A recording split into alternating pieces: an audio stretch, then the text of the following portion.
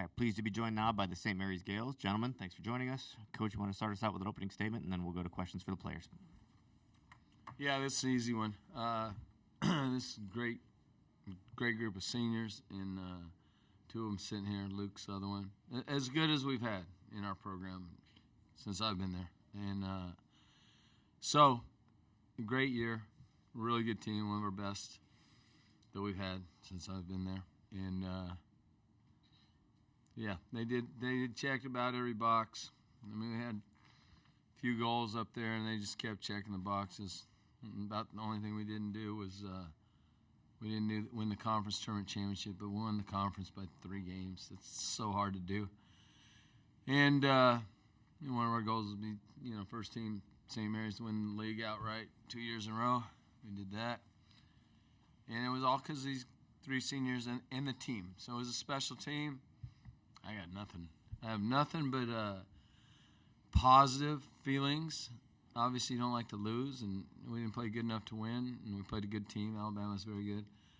And so I'll miss coaching these guys. That's the one thing I will.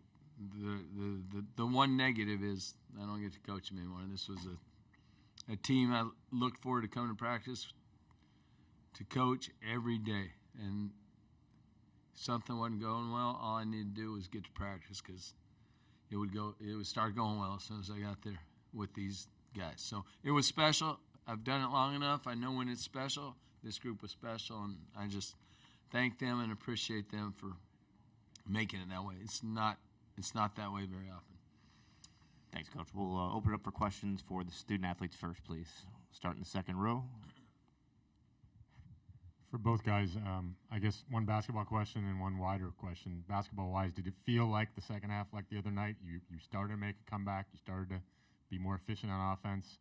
And then the second question is just the emotion of when it ended, as Randy said, sort of knowing your careers at St. Mary's are over. Mitchell, want to take that first? It definitely felt at points like we were chipping away at the lead and getting back in it. We just couldn't string together enough stops to ever close it like below 9 or so. So, I mean, it never felt like we were fully out of the game, but we never really got like close enough to feel like, yeah, we're about to win this. But I mean, there was never a lack of fight, a lack of belief that this team had that we could get it done, but it just didn't happen tonight. Augustus? Yeah, I feel like we played much better in the second half, but Alabama's a really good team. It's not enough to play only 20 minutes. So yeah, I think we kept fighting. I'm really proud that we just kept trying to get back into this game, and then I think at one point it was like a 6-point game in the second half. And yeah, I mean, against a team like Alabama, you have to play 40 minutes, not 20, to get that thing done. One row back.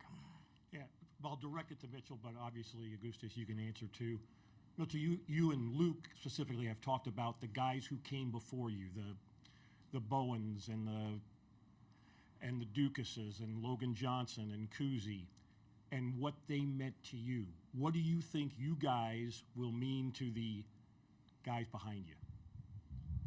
I mean, you never feel like you're doing it as well as the guys before you when you're in that position. I mean, you've tried to learn from them your whole careers, but I hope that the guys below us can take the same type of mental notes and learn as much from us as we learn from them.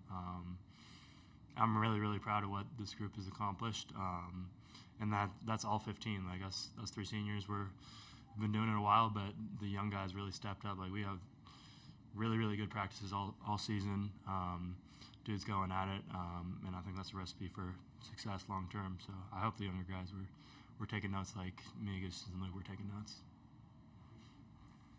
Yeah, same thing as Mitchell. Like you feel sometimes, like especially when you're young, like you feel like those seniors do so much, and they're like so good and so smart about like bringing it every day and like doing the stuff right. And like when you're a senior, like as Mitchell said, like feels like you could do more. Like you don't know if you're doing as good of a job as they did, but yeah, I feel like now there's a lot of emotions and a lot of thoughts, but I really hope that that we did a good job, us 3, like showing example to the younger guys. We have great guys, a lot of talent, and great dudes in general, and I really hope that we can leave a positive impact on them, and yeah, that they're gonna make this place even better. Anything else for the student athletes? Back to the second row, please. Goose, you said you can't play 20 minutes against Alabama. You got to play 40. What wasn't working in the first half? It seemed like you guys got pretty good shots. Was their length affecting you, or what do you think happened? And I guess a related question, you guys have been pretty good from three this year, and the last few games struggled. Why do you think that is? Yeah, I think so too. I think, first half we did, like, our offense, I felt like it was working. We just couldn't finish floaters, layups, and got a couple threes as well. Like, it's tough to say, like, sometimes you have that, and I feel like we definitely played better offensively than the first half against Vanderbilt, but, sometimes it just happens, and I don't know. I mean, yeah, they have a lot of good athletes, good players, but I feel like we should have. If we made our shots, made our layups, like, it would have been a close game at the halftime, and then who knows? But yeah, we just didn't. Anything else for the student athletes? Okay, thanks, guys. Appreciate your time. Thank you. We'll continue here the short Q&A for Coach Bennett. Please raise your hand. We'll get a mic your way. You guys want to start us here? Back to row two. Randy, how do you sort of look at first half, second half? What wasn't working? Why did it take a while to get on track? I'm not sure why, honestly. We didn't shoot the ball well, I would say, and they did. I don't know if it's that simple. We didn't turn it over, though. I mean, we had, like, 15 offensive rebounds to their 8. It's pretty good. We had 6 turnovers to their 11 or 12. 11. So one of the big keys is taking care of the ball. We did a good job of. We didn't score the ball. Some of it has to do with them. I mean, they are long and they're big around the basket, but I don't think we did a great job defensively, and I'm not sure why that is, because we've been a really good defensive team all year, one top 5 or 10 in the country. So I'll just credit them. You can't get down 13 to start in the first half. You don't want to spot them 13, which we did. We got back. We had it back to 7. Had chances to get it even lower, but they held us off. We just, at the end of the day, you have to make some shots. We didn't shoot the ball well enough to win that game, I would say, and nor did we defend them well enough. They shot a good percentage on us for us to overcome that. Back to row 3. Hey, Randy, what adjectives would you use to describe this team this season, and what would you say maybe the 2 or 3 biggest highlights of the 24-25 season for the St. Mary's Gales were? The adjective I'd use to describe them is a tight team. Tight team. Very. And you know what? I mean, there's a lot of tears in that locker room. I don't think you have that anymore as much. People really care about each other, and they won the championship because their relationships are so tight. They'll have those for the rest of their lives. And wins and losses will come and go, and they're fun to have. But those relationships was all about. And these guys got it, and there was never any. I mean, what I said at the beginning was 100% legit. Is we never had a bad day. We might have lost a game. We never had a bad day. We didn't have any junk in our locker room or program as far as guys not being all in.